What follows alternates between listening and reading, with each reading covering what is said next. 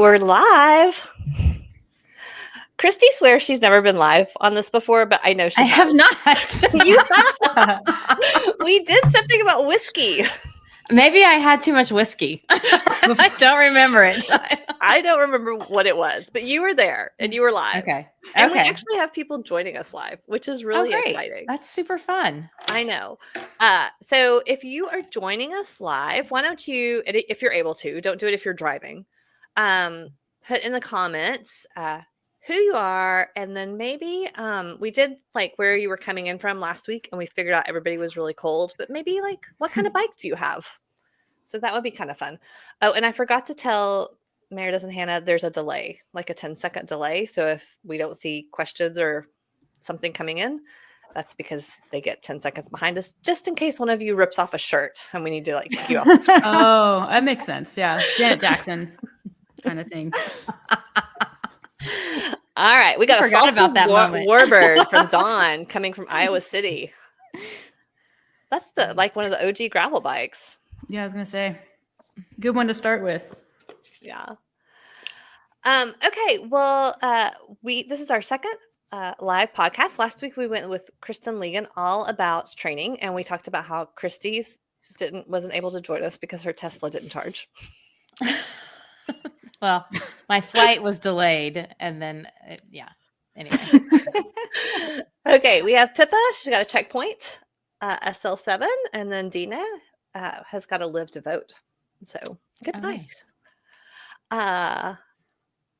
Okay, well, Christy, do you want to introduce Hannah? Well, sure. Hannah Otto's joining us. Hannah has obviously has an amazing background in racing bikes, both mountain and gravel. She's been part of the Grand Prix series from the inception, from the first year. Isn't that correct, Hannah? I've got that right. Yeah. Yep. And she's also an amazing coach. So Hannah, well, the other thing I like about Hannah is her name. She went from Hannah Finchamp to Hannah Otto, which makes a first and last name that are an Enneagram, right? That's the right word for that. Palindrome. Sorry, got it wrong. But Hannah's going to be providing some really great insight and has a ton of experience. So thank you so much, Hannah, for joining us. Thank you. I'm excited to be here. Yeah. And then we also have Meredith Root, which we just got to know Meredith last year at Unbound when she accidentally signed up for the elite division of the 100. I'm not going to ever stop telling that story, Meredith. It's a good story. You got to tell it. But Meredith has a quite long history in fitness. You started as an endurance athlete, right? Like you did a lot of endurance. I did. Yeah. Swimming, running mostly. Yeah. And then transitioned over to CrossFit, where she was an athlete at the CrossFit Games. And then she's come back to the fold, come back to the endurance fold after a long journey. But Meredith and her partner, Alex, founded, when I was getting the notes, the largest nutrition company in Canada. So that's pretty impressive. Yeah, it's amazing.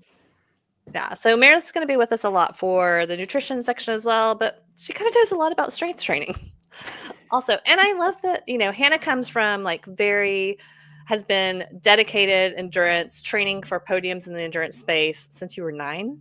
Is that right? 9 years old. Mm-hmm. And I think like Meredith brings a little bit of a different perspective, where she went on a little bit of a different journey down the strength line and came back around. And then I think Christy also has some great things in this conversation because trained for Unbound as a mom of twins. So, yeah. So, okay, we've got a lot of bikes coming in. I'm going to try to catch some of them. We've got Lisa coming in. She's got a State All-Road. I don't know that bike. Lauren's got a Santa Cruz Stigmata. Sarah's got a Loft. Vicky's got a Time Gravel and road bikes. Sherry's got a Salsa Cutthroat and a Trek Domain. Got a lot of doubles. Dawn's got a Ventum. Shannon's got a Ventum. Another Live to Vote from Anna. And Shannon is also joining us from Indiana. So let's go ahead and kick this off. So we're talking all about indoor training and strength training today. And there's a lot of questions that came in about how to balance those things. But I wanted just to start hearing both from Hannah and Meredith and some from Christy, like what's the value of strength or indoor training in your schedule, and like, why do you find it so efficient or important? So maybe Hannah, we'll start with you. Yeah, I think indoor training is probably the single most efficient way to train. As a professional athlete, you probably see a lot of us escape in the winter to warm places, to ride in warm places. So you might see me coming from that side of things, but it hasn't always been that way. When I was a college student, I went to college in Missouri, and the winters are cold there and schedules were busy. So I relied a lot on indoor training, especially during those years of my career. And I learned a lot because the thing is indoor training is so efficient in that you never stop pedaling. And so one, you can get in many ways a better workout because you don't lose time to things like coasting, stoplights. You are always on top of the pedals, which is honestly really great for something like Unbound, where it's flat and there's not a lot of places you're going to coast anyways. It's also a lot safer being indoors than outdoors, which I know matters to a lot of us, especially as roads get busier, scarier, different places in the country are scarier.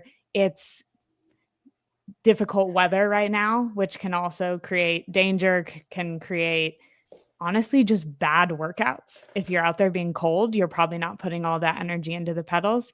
And it's much easier and more efficient to get on the trainer. So much easier to throw on a sports bra and bibs than it is to throw on 18 different layers. I swear there are times that it takes longer to kit up than it does actually like out training. And so it's really nice if you have a situation where you can just put your bike on the trainer, leave it there. And then if you have a 45-minute window to train, you actually get to use all of those 45 minutes instead of wasting most or all of them getting ready to go outside. Yeah, I can relate to that. I can delay going outside.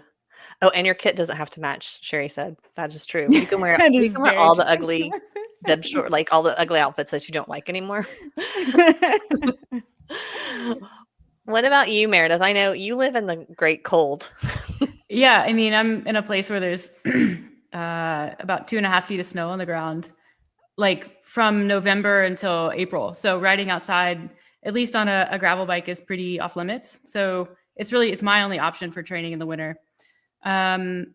Last year was my first Unbound. I only did the 100, but I pretty much trained exclusively on the trainer. I bought a new bike in February and rode it twice before going to, I had it fit. And then I rode it once in April and then again for a race later that month, and then packed it up really until Emporia. So I had some concerns just because I was like relatively new to it and I wasn't sure how it was going to transfer over. And yeah, it's amazing. I can, just from a physiological standpoint, I've done plenty of training on ergs, on rowers, on bike ergs, stuff like that. It's hard to compare to riding a bike, and it's better training for sure. From an adaptation standpoint, you can do your zones a lot easier. Obviously, a lot of people don't have power meters on the bikes that they ride outside. So you actually, you get to take a look at what your wattage is, which is a really unique training tool and way to train. So for me, it's not only an only option, but it's really a best case from a preparation standpoint. And then it makes riding outside feel way better. Yeah. What about you, Christy? I know you train a lot indoors. You have like 12 jobs. You had twins at one point when you were training. I think, I mean, both Hannah and Meredith, like really echoing a lot of what they're saying, the efficiency of it, the ability to get up when it's dark outside. Like, that's when I used it a lot, or use it a lot, is getting up early in the morning to get down on it. I can head down there at 5 a.m. when it's still dark outside. And so that really is helpful because it just kind of makes it easier and it gets the workout done. And I'm probably affected by the lack of sunlight during this time of year when it's dark so many hours, that if I wait until the end of the day, I'm too tired. I just naturally am ready to go to bed at 8 o'clock. And so it's really nice for me to get down there and get the trainer work done early on. The other one for me that I think really helps me is I use a stacking habit. So a lot of times, like, I won't let myself watch a TV show or a series that I want to start. I'm into Severance right now. So the only time I watch Severance is if I'm on the bike. So it helps me with those low motivation days. It's like, oh, I get to go down and watch an episode. So it gives me a different opportunity that I don't have on an outdoor trainer or riding outside to like motivate me. I mean, I prefer to be outside. I love being outdoors, but if I'm going to have to be inside, it's helpful for me to have those kind of little stacking habits that I sneak in to get myself motivated to go down and do some intervals on the bike. Mm-hmm. One other sneaky thing that the trainer can allow too, for anyone who really wants to get into the nitty gritty, especially for something like Unbound, is it enables you to do heat training, especially when it's cold, when you live in a cold place. And a lot of places are just barely starting to get warm by the time Unbound rolls around. And working out on the trainer offers the ability to put your body into a hot environment, get used to the heat, get some of those adaptations so that Unbound isn't quite such a shock to the system. Yeah, that's a great point, Hannah. I wanted to ask, I've had conversations with both Hannah and Meredith separately about like some of the ways that you either coach your athletes or do some of your own training where you stack some of your training. So a lot of times people are like, I need to go sit on the trainer for 7 or 8 hours on a Saturday to mimic like being out on Unbound. But I know that you all have both kind of come up with some creative approaches that I think work well for busy women, especially if you maybe still have kids at home or you don't want to give up your whole weekend to an indoor trainer ride. Meredith, you want to start there? Sure. Yeah.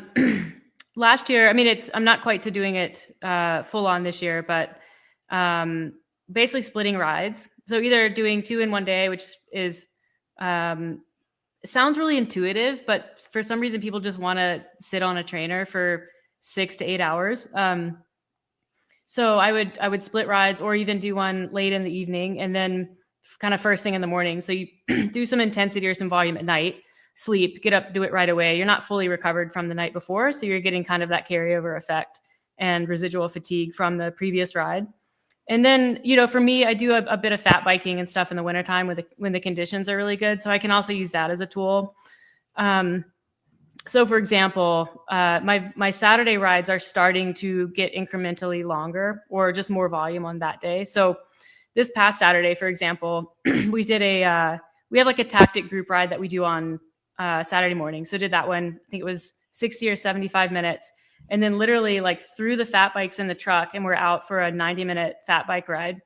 It was cold, but if you've ever fat biked before, you probably know what that feels like. And it's, even though you go a fraction of the distance, it's incredibly difficult. It's lower cadence. So you're getting a lot of good sort of strength development there.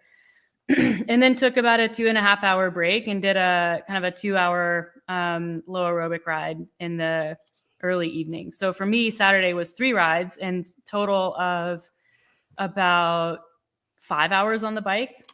So that's kind of how I start to sneak in some volume, and it allows me to eat. It allows me to work because I have a job. So I can't obviously just like mail in work for weeks at a time. And then this year I'm going to dabble with, since I am doing the 200 and not just the 100, just some working miles. So emailing miles instead of sitting at a desk or standing at a desk. I have a rolling desk and I put it over the bike and I can just sort of accumulate some volume there. But the more intentional training, I wouldn't do that way. But definitely stacking sessions, evening, morning, and then splitting the long days is going to be my tactic. Yeah. You're going to get in trouble for saying just the 100, Meredith. They're already calling it. Calling you in on that. I know you're meaning like it's a lot more training for the 200. It is. Yeah. When we're talking about the concept, like the training. Yes. Yeah, I completely agree with everything Meredith said. I think especially when it comes to the trainer, the 2-a-days are a huge benefit. A couple things come with that is, one, the obvious, you can get in more hours. The less obvious is you can do 2 full workouts. So if you want to do a hard interval session in the morning, you might be able to turn around and add in more in the evening as a low aerobic ride or even more intervals if that's what your training calls for, that you wouldn't be able to do otherwise when you're so fatigued after that first session. So adding in the recovery in between actually allows you sometimes to dig a little bit deeper by doing the two.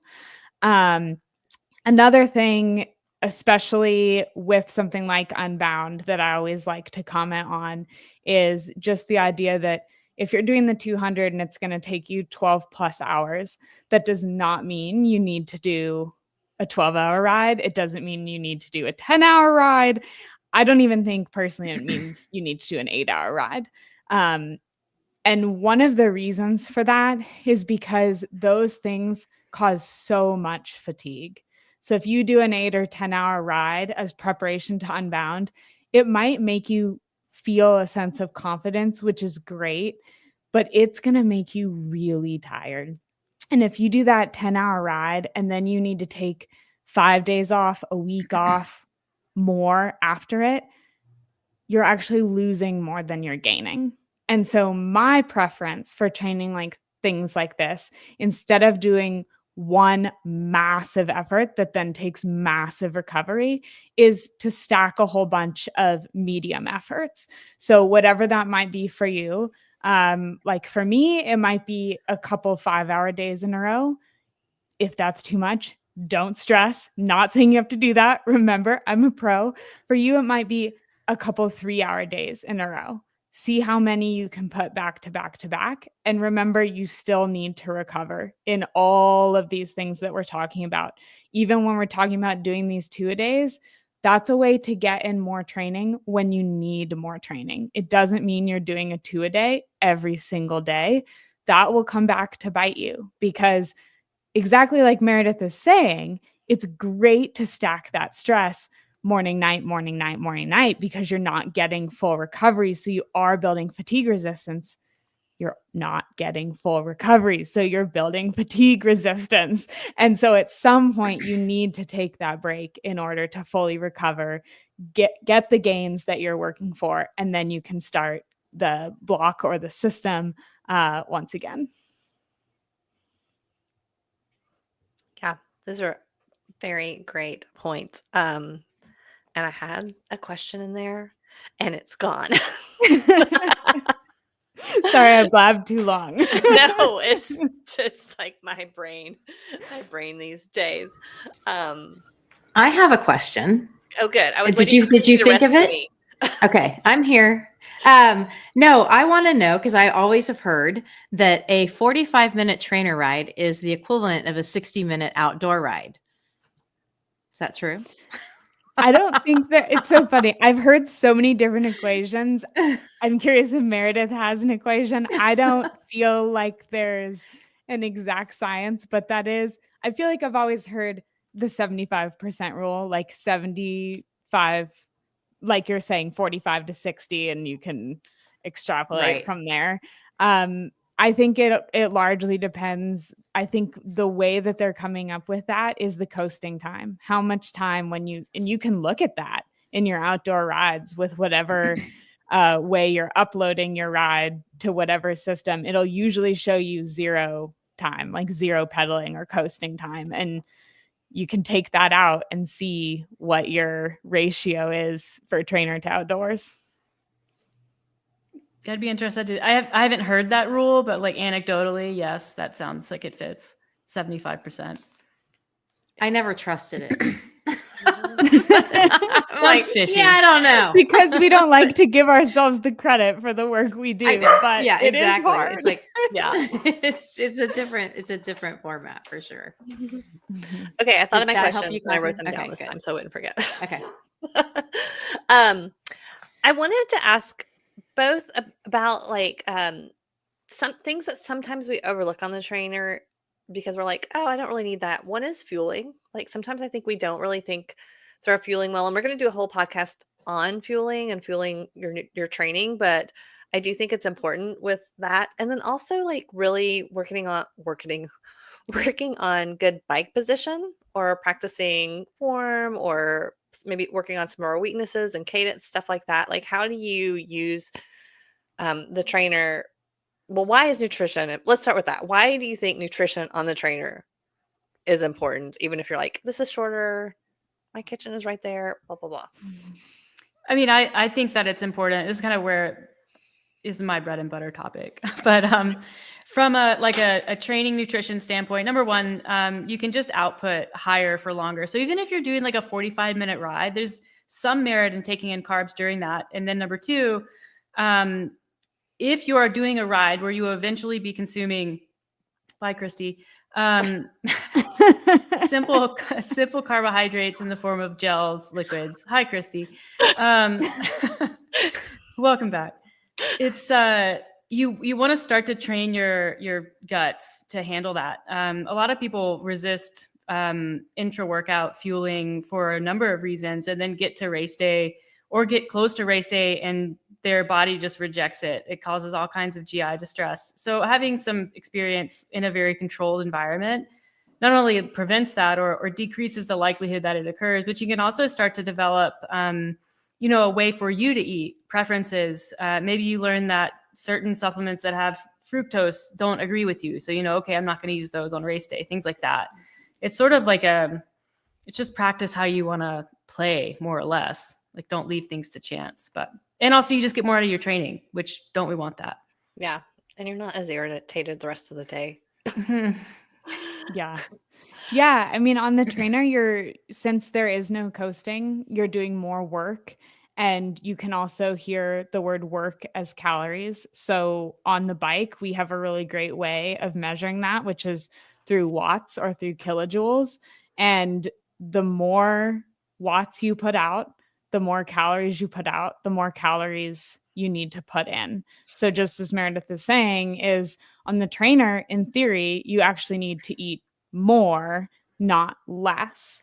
And then just to add to her other point of, needing to practice fueling, I think that some people hesitate a little bit because some nutrition products are expensive, let's save them all for race day. But exactly like Meredith said, it takes time to develop that ability. It takes 2 weeks on average to train the gut, and that's one step at a time. So for someone like me, my goal at Unbound is to take in 120 grams of carbs per hour. I started in January at 60, and it took me all the way to Unbound to get to that 120, taking 2 steps at a time. Okay, now I'm going to 70. Okay, now I'm going to 80. Okay, oh, that didn't go so well. Let's try something different. Let's go back to 80. It takes a long time and a lot of practice. And so don't save that to Unbound. Don't save it to 2 weeks before Unbound. You have to get used to it. Yeah, those are really good. I always have my coffee. I have my nutrition and my coffee. I mean, that sounds you need your coffee. delicious, but I don't know if that counts as fuel. I know. I used to coach at this indoor cycling studio called Energy Lab. So everything was connected to like the computers. And I would have one of my water bottle cages would have my to-go coffee cup in it, and the other would have because I taught like a 6 a.m. class. That's awesome. It sounds like there was a really good Gordon Bishop podcast where she talked about that, and maybe Vicki can share that link in the chat. That would be great.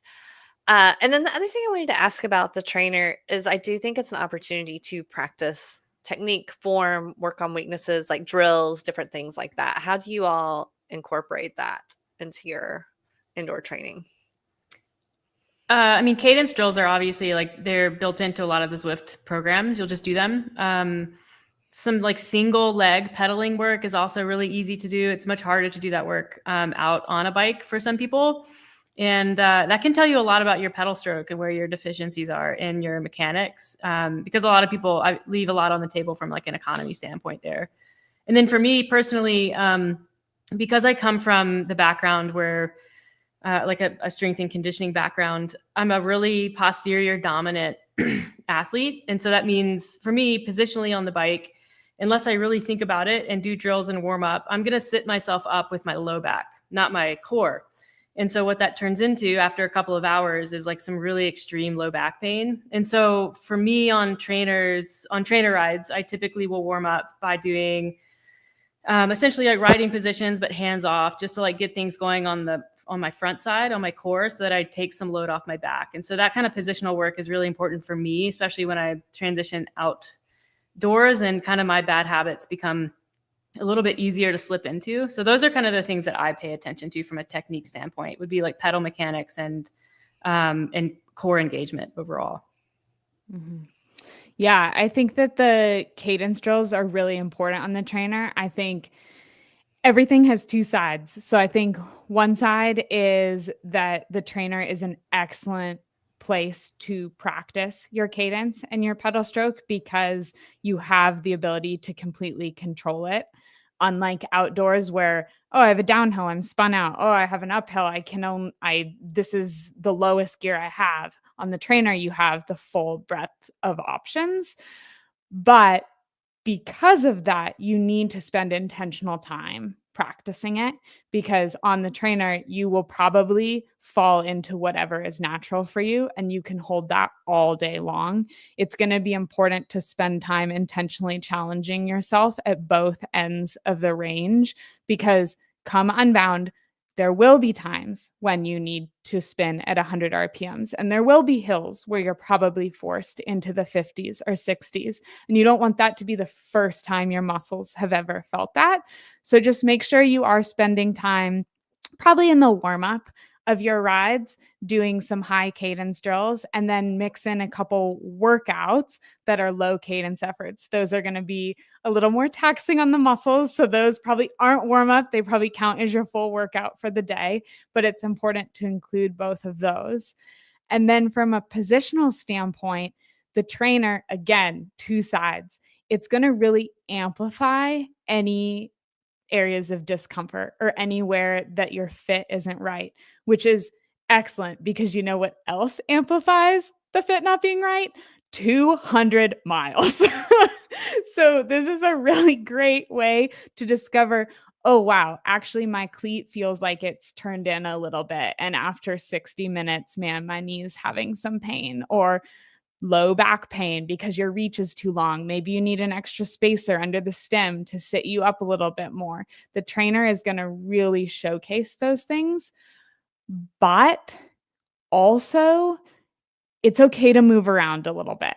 On the trainer, we get super locked into one position. And for a lot of people, that actually causes pain that they don't experience outside, because outside we naturally wiggle around. We naturally have a moment where we coast, where maybe we flare our knees out, maybe we're standing on climbs. It allows our bodies and muscles to move in ways that we don't fully cognitively think of, because it's happening naturally.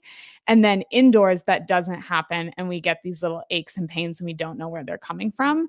So if you are experiencing aches and pains, take note, but also know it's okay to get off the trainer and stretch for a minute or two, do some leg swings. That really is kind of on par with what you would be doing outside when you're coasting, stopping at a stoplight, et cetera, et cetera. Perfect. You actually answered one of our questions that came in, Hannah, which was, is it okay to get off the bike during trainer rides? And yes, absolutely. Please do. Please do. Please get off the bike.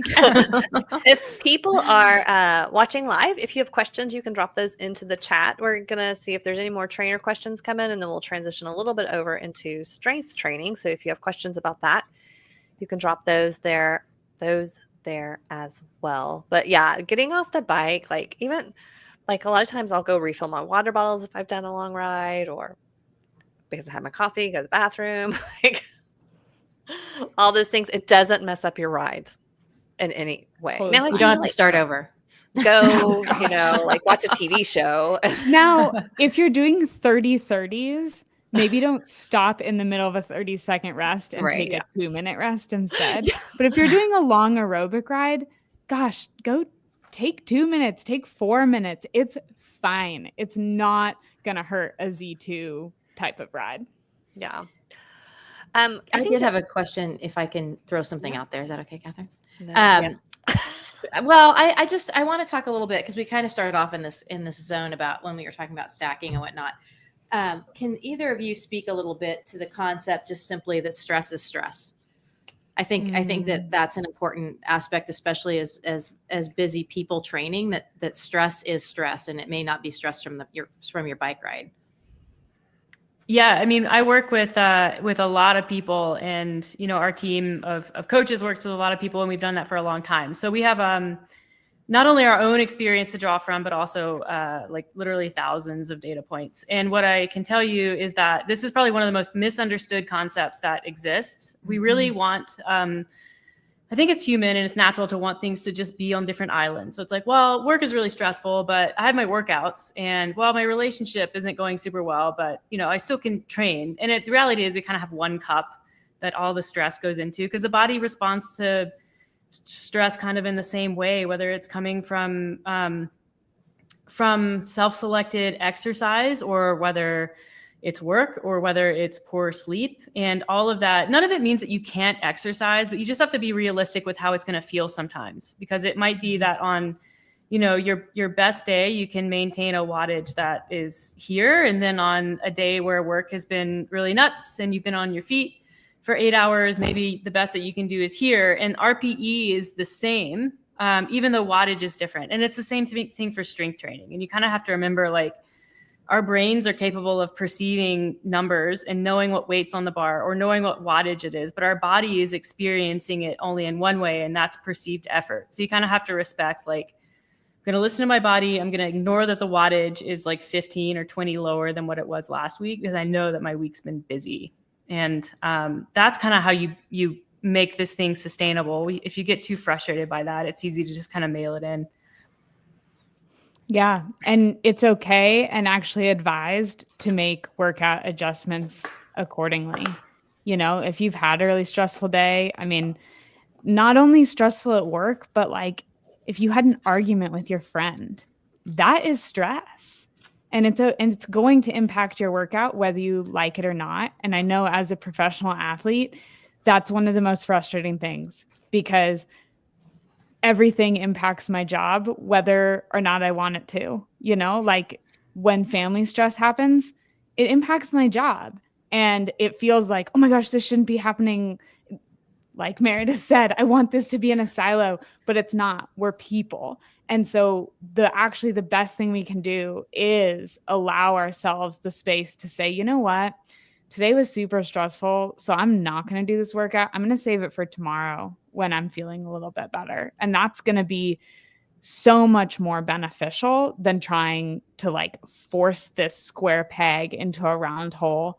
And one of the ways I think we can check in with ourselves is just understanding the sympathetic and parasympathetic nervous system. So this fight or flight system, or the rest and digest system. And sometimes, it doesn't have to be as scientific as understanding exactly what's happening in each of those systems, but it can be as simple as sitting down at the end of the day and thinking, what was my arousal level all day? Was I calm? Did I feel like I had moments to take really deep breaths at any point? Or like many of us are in this society, was I up here all day? Was I amplified all day? Was I like tense all day? And start checking in with yourself and challenge yourself.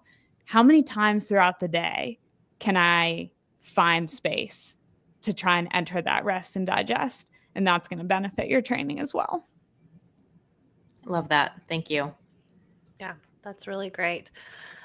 Before we jump over to strength training, I did want to make a point, because I know people are coming from a lot of different places and a lot of different equipment. So there's all kinds of levels. Like I know Christy, Meredith, we all have like the Zwift bike. We love it. It's like a privilege to have that.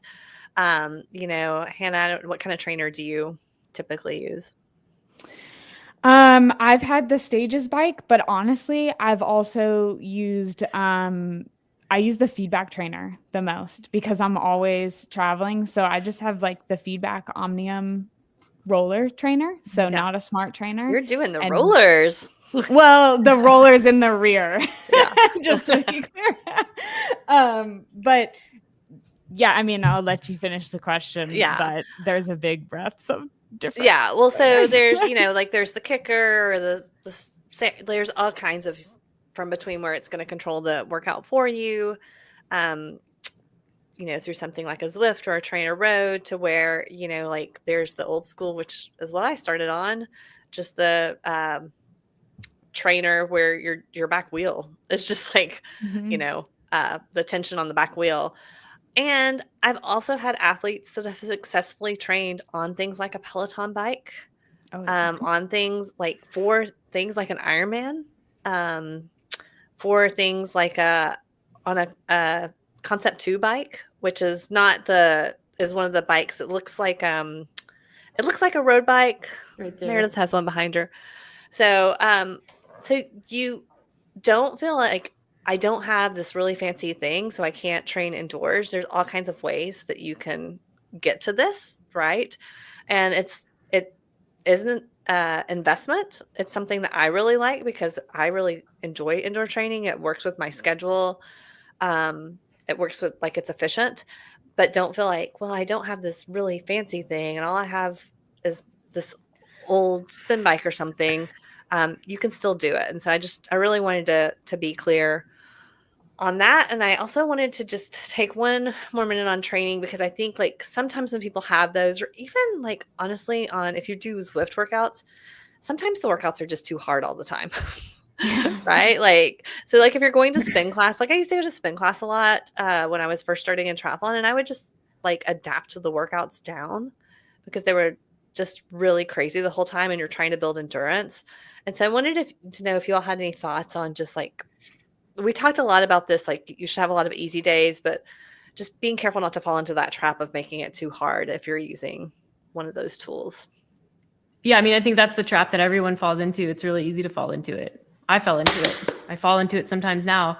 But I think that the biggest limiter for most people is that low aerobic, and that's building that base. And so that's where those easy days, that 80-20 rule really comes from, which is that low intensity. And you don't need a smart trainer. You don't need to know your wattage. You don't even need to know any numbers. If you have a 1980s Schwinn Airdyne where the monitor doesn't work, you can ride that and that's fine because you understand your perception of effort. And so that's I think it's being honest with what that is and what something actually feels like and not what the numbers tell you. And that goes back to the stress thing and being willing to adjust workouts when you need to, because you can sort of get yourself into this gray area of you're doing your easy work too hard, which means you can't do your hard work hard enough to really build intensity and capacity in either direction. So you just kind of exist in this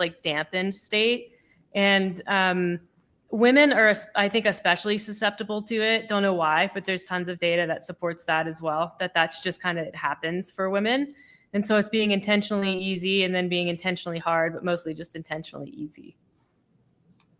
Yeah. You are taking an easy day, not because you can't handle a hard day. It's not because you think it's impossible. It's just because you should, because it's better, because your body will adapt, because when you rest is when the hard work actually sinks in, and that's when you actually get faster. So yeah, Meredith nailed it. So I'm going to add just two things that can inadvertently make your workouts harder. One, if you're training indoors, as I said, heat training, we don't always want to heat train. So get a really nice fan. A lot of our energy is spent cooling our body. And so if you don't have airflow and you don't have a good fan, your workouts are going to feel exponentially harder. So if you don't have a fan, you're wondering why you can't do your workouts, probably why. Two, it's totally fine to have any of these trainers, as Catherine said. One thing to just know, to give yourself some grace, is if you have any trainer other than a smart bike or a direct drive trainer, there are watts that are lost to the dissipation of just the whole contraption situation.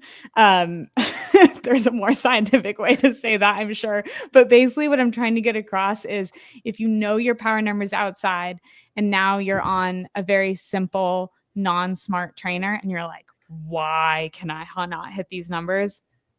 Take a breath, give yourself some grace. You probably are hitting them, like effort-wise, in theory-wise. It's just dissipating and it's not showing up. So you may actually need to recalibrate your wattages, and that doesn't mean you've gotten slower. It's just understanding the equipment that you have and what it's trying to tell you. And Taylor let us know you can use your HSA dollars on a Zwift bike. So yeah, Very cool. there's all kinds of things you can use your HSA. So I've just been wanting to put somebody's question up and nobody's asking a question. Okay, we're going to transition over to strength training. But Christy, do you want to tell everybody what's happening February 1st through 14th if they have For friends or sure. faith that you sign up? We're so excited. Obviously, bringing the More Women, More Miles to life has been super fun this spring, and it's been really fun to watch kind of the momentum and the excitement build around trying to get more women back up to those larger distances. So we've worked Lifetime Unbound Gravel, presented by Shimano, is working with Girls Gone Gravel to open up some additional spots for the 100 and 200 miles. So if you had a friend that didn't get in, no fear. February 1 through February 14th, those spots will open back up. Catherine's going to have the link on our website. It's be on the Unbound site, but you can, it is first come, first serve. So, we're trying to rally our More Women, More Miles crowd to join us to put more women at those start lines for the 100 and 200 milers. So really excited about it. Yeah. And did the camp sell out? Do we know if camp sold out? The camp is almost sold out. So if you want to come to camp, Catherine's going to be there. I'm going to be there. Yeah, it's going to be really fun. So ladies, if you want to come, please, I think we have 17 or 18 women signed up for our camp this spring, which is the first weekend of April. It's Thursday, Friday, Saturday, that first weekend of April. But it's always a great time. And we're bringing back my favorite chef, Amanda Haig with Union Street Social is going to be doing basically all of our cooking. And if you've ever had her food, it's fantastic. And you won't know how healthy you're eating because it tastes so guilty. So many good meals at Union Street. So much good food. Yeah. Anyway, it's going to be really If fun. you want to find Christy the day after the race, you can find her there drinking mimosas. I'll be I can also tell you where you can find her the afternoon after that. Drinking mimosas. Yes, whiskey. Okay, let's move on to transition to strength training. I looked at the questions, and Christy is a great cook. She did cook Thanks, for our gravel Dawn. camp. We're trying to bring her back for 2.0. So if you liked her cooking, just send her a little note. But let's transition to strength training. I looked at the questions, and they're basically all a variation of one question, which is when do I do my strength training with my other training? So when do you do it? Like, how do you squeeze it all in, ladies? Well, it's funny that this is a question. We recorded a running podcast earlier with someone, and this was also a question on that one. And it's the same answer, really. You kind of have to take a look at your training layout. If you're training, if you're more recreational, just getting into it, and you're riding 6 days a week, that's probably too much. So that you can open up some space in your schedule just by being a bit more strategic with it. And then I think the question was like before or after, like sequence related, which is a really common question. And there's not a super straightforward answer. So what we do know is that heavy weightlifting does tend to benefit cycling performance in men and women across all age groups. So that is a positive correlation. And then like the concern with concurrent training is essentially always going to be residual fatigue from one modality into the subsequent modality, which just means that it's not necessarily a bad thing. You just have to be strategic with it. And so there's kind of there's two schools of thought as far as how to structure strength training with cycling specifically.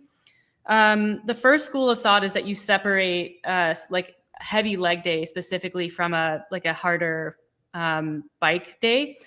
And that's kind of intuitive because you essentially would minimize the influence of heavy strength training, specifically lower body strength training, on the cycling training. And so then you would theoretically get more out of each of those sessions. So you kind of maximize the benefit. The downside of that is you impact recovery. And so that's the second school of thought. And this is, if you're curious about how my training is structured, this is the camp that I fall into, which is that you combine. And so you do a heavy leg day, strength day, and a heavy, hard, not necessarily long, but hard cycling day on the same day, which means that, maybe an FTP interval type day, SST day on the same day as like a relatively heavy squat day. And the reason why I do that is it maximizes my recovery. So it's combining stimulus on my legs. I have a fairly high training age with squatting and strength specifically, and that also matters. But it maximizes the amount of recovery I can get from that type of session in the days following. Personally, I think that the first strategy is a bit better for people who are newer, more beginner, and less likely to recover from a really, really heavy leg day. I think if you have a relatively high training age, either with cycling or strength training, it's worth dabbling with that second type of training structure just to see if you can recover from it and benefit from it. Because then it opens up your week. Obviously, upper body strength training is beneficial as well, but it opens up your week for more recovery, and you can put that longer training day more strategically in the week. So like my Saturday long day is the furthest away from a lower body day that I can get a training day. So that's kind of that's where my schedule is derived from. And then everything else falls into place around that. Sequencing, which one you do first, priority dependent. So it really doesn't matter. If your priority is cycling and developing aerobic capacity, obviously put that one first. You're going to get more out of that. If your priority is, or if you don't care and it just works better with your schedule to do strength first, you can do strength first. There's some interesting metabolic research that shows if you do your heavy strength training first, it changes the way that your body utilizes fat. So you actually become more metabolically efficient later in the day. So there's some benefit to doing that, but it is going to come at a cost of your output, specifically with cycling later in the day. So you kind of have to weigh which one matters to you more. And then also, like personally, individually, which one feels better? Which one works with your schedule? Which one allows you the best recovery in between? And then also like the day after. So that's my sort of spiel on sequencing and structure as far as strength goes broadly. Yeah, this is a big and can be very in-depth and complicated topic because there are a lot of schools of thought, because there is a lot of research. And as Meredith is pointing out, it's all goal dependent. And so depending on what research you're reading, it can be, well, do this first because this, or do this first because that. And so, the first thing to say is there really is no wrong way to do it. There's just, what is your main goal? And I think also there's, what does your lifestyle allow? Because a lot of the time we get so caught up in what's optimal that we forget that something is always better than nothing. And that applies to strength workout too. And I think that especially with strength and cyclists is something that gets in the way, is we feel like, well, I don't have access to this big fancy gym, or, well, I don't have an extra hour, or I don't have, it's like a million reasons why not to. And sometimes the simplest option can still work. For me, with cycling being my main goal, looking at something like Unbound, I'm putting so many eggs into cycling that I'm strength training twice a week. For me, that's enough. That's great. I'm doing full body workout in the gym, both of those 2 times. And I'm always doing my cycling workout first because that's my priority. That's where I want to perform the best. And then the gym, I'm trying to supplement that. I'm trying to get the most I can out. So I'm just trying to add what I can. There's also some research that shows that the cycling is going to tire you out less for the gym than the gym will tire you out for cycling. And so if you're trying to be less fatigued for one or the other workout, you're going to want to put the cycling first, because the gym, I'm sure we've all done a very heavy lift and then been smoked. And so cycling first, gym second. If you have like best case scenario, research also shows that from cycling, so from like an aerobic activity to a lift activity, 3 hours is kind of the magic number to be able to recover and have an awesome session again. So in a standard 9 to 5 type of job, that could mean you're getting on the trainer before after work. And that would be an ideal, amazing way to get in both of those workouts. And I also agree with Meredith. I'm putting those gym days on my hard cycling days because I want my rest days to be full focus on rest. Yeah. Yeah, I think that's a key. Christy, you look like you had something to say. Well, I think it's like hearing all of this. And I think, Meredith brought up a really interesting term, the training age. And I think I think it's really important, especially if we have some like new people to this and some beginners to this, that there's really, there's a lot of value in understanding the fact that like, you're going to be learning a lot as you step more and more into this type of sport. Lifting is important, and so are those long rides, but ultimately it's a matter of like figuring out what works for your schedule and trying to make it fit in there. If you start getting yourself bogged down with, well, I should have done this first, or they said do that first, you're missing the point. The point is the fact that like we're all on a journey. Like, sure, we're here to tackle the 100 and 200 and make those successful races come the end of May, beginning of June. But ultimately, what we're really here for is a quality of life, and we're trying to make our lives better by being fit, by being healthy, and taking time and carving that out of our schedules for ourselves. That's the most important piece of all of this. Is like these are all great tips, and we all need to take them into consideration. But don't let that start overwhelming you and stopping you from doing something or giving up just because it didn't quite go as you want it to go. You have to just keep trying things and learning. That's what training age is about. Like I've been doing this for a long time. So it's like, it's like I started this a long time ago. So what's working for me may not work for somebody that's newer to this whole space. And consistency is key. Everything. Because if you, especially in the gym, if you're new to it, if you're going in there and you're doing a workout and you're getting so sore and then you're not going back to the gym again for 2 weeks when that soreness is gone, you're just going to keep getting sore and you're not going to get strong. It's just going to be an overwhelming, frustrating experience. So lift light as you start, and so that you can build up so that you actually keep coming back. And remember that when you're going to the gym, if you're brand new, essentially the first 12 weeks are neuromuscular adaptations, meaning that you're literally making improvement by your brain learning how to tell your muscle to activate. That's amazing. That is so amazing. And we don't need to wreck ourselves through massive lifts to get that. Just be consistent. That is like your number one box to check. Yeah. Well, and I think like the other thing is like keep it simple. And this kind of goes to this question that came in, what rep sets are best to train with when you have 2 days a week? And I feel like there's so much, like there's so many apps, there's so many exercises, there's so much crazy stuff you see on social media. And really, like I find if you keep it to the simple lifts and just progress, that's where you're going to see the most bang for your buck. Meredith, I know you've got a lot of opinions about this.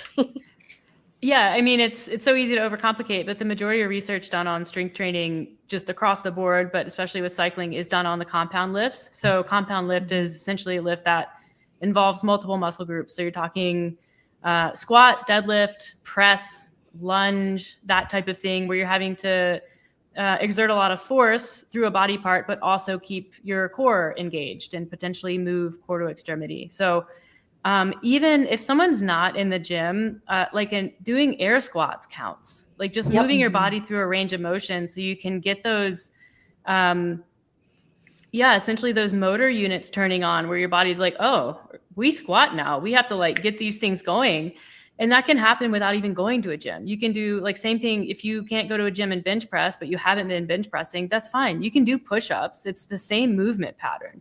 And so it's kind of keeping things as simple as you possibly can, and then adding in complexity as essentially you're required to add in complexity to continue adaptation. But a lot of people, I think, just get a little overwhelmed with the number of options that are out there. And then, yeah, I mean, as far as what rep sets, there's a lot of schools of thought about this one too.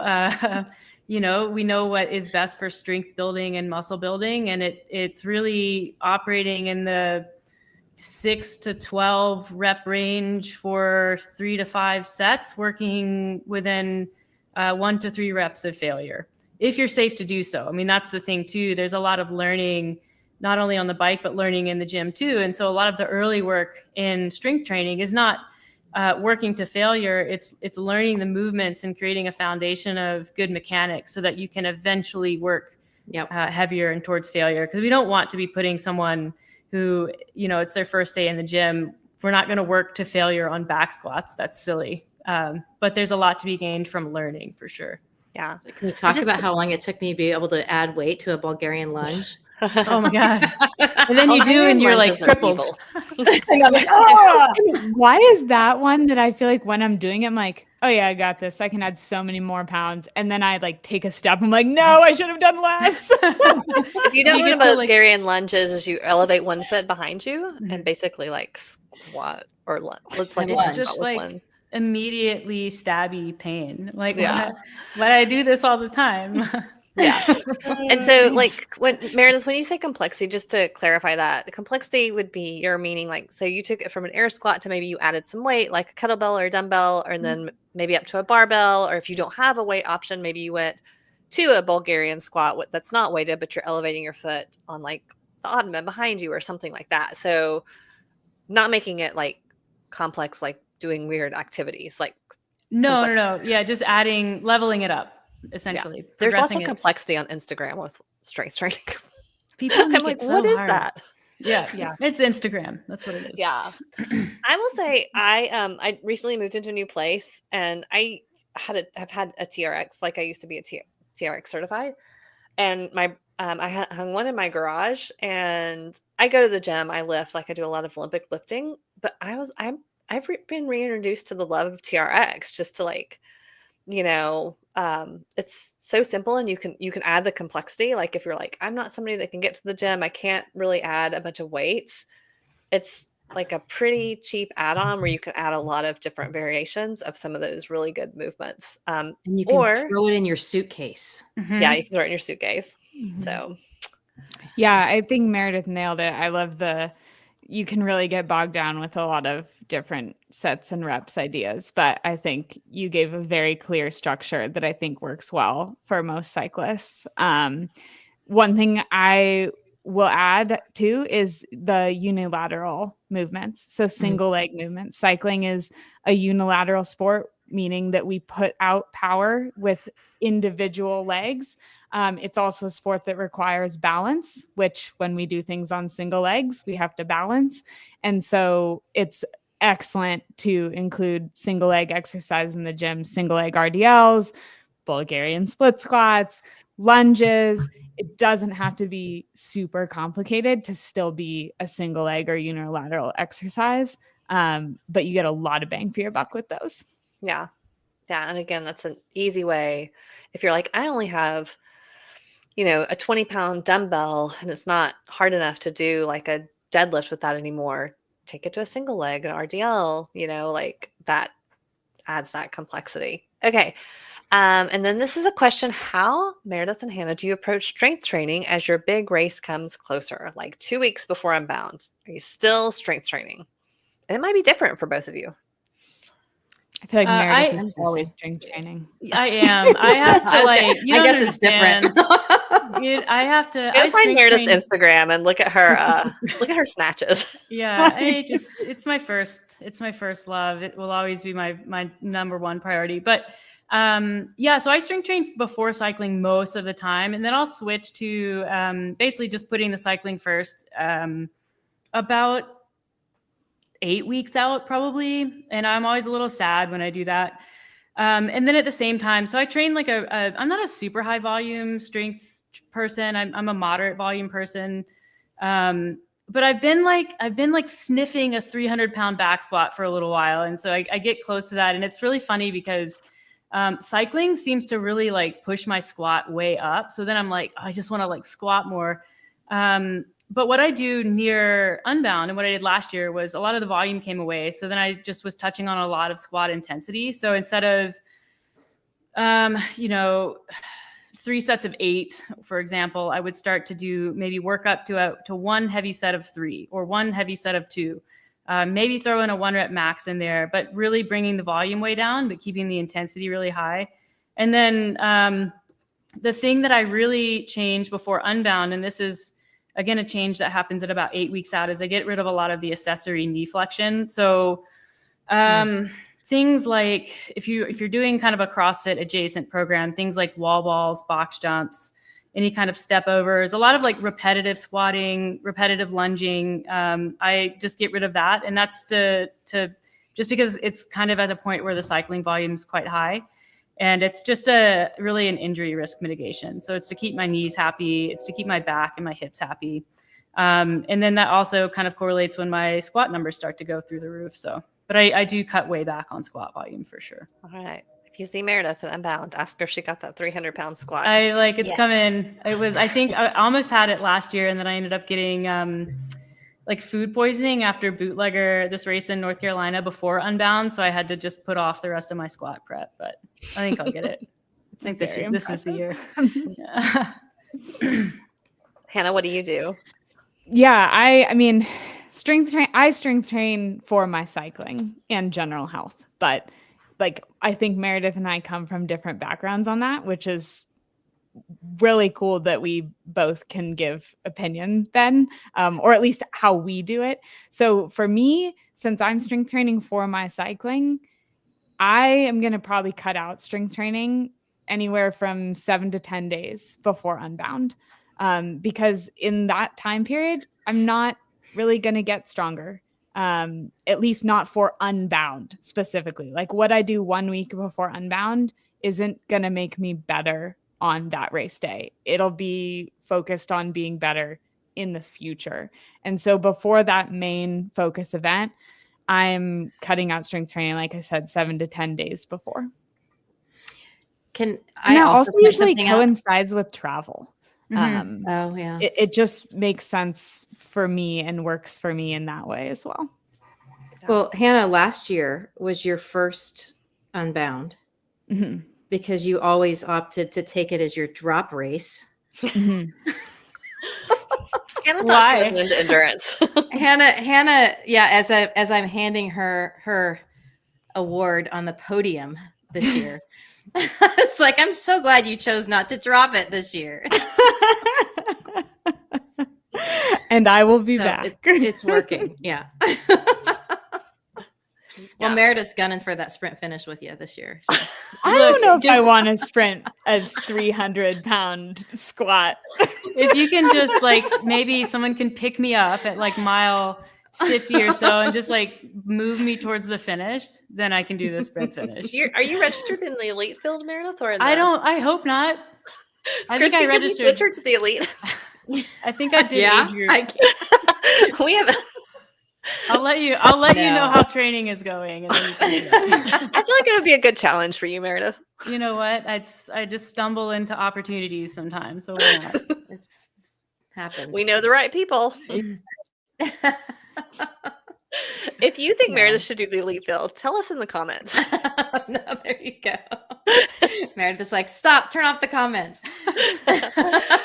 All right. Well, we have taken a lot of your all's time. I wanted to see if you have anything you've been sitting on that you want to tell us about indoor training, strength training, or just training in general. We're going to have Meredith back a couple more times, but training in general for this event. Hannah, I know you're excited about this More Women, More Miles campaign. We've been chatting a little.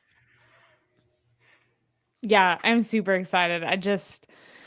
I want to see more women take to the start line, because I mean, I know that we can, right? And I think the reason that we're not there isn't because we can't. It's a lot of the time because other things are getting in the way. And so I'm just very thankful for Catherine and Christy trying to get rid of some of those barriers and get rid of some of those reasons why we aren't showing up in the same number as the men, because we definitely can, because we're awesome.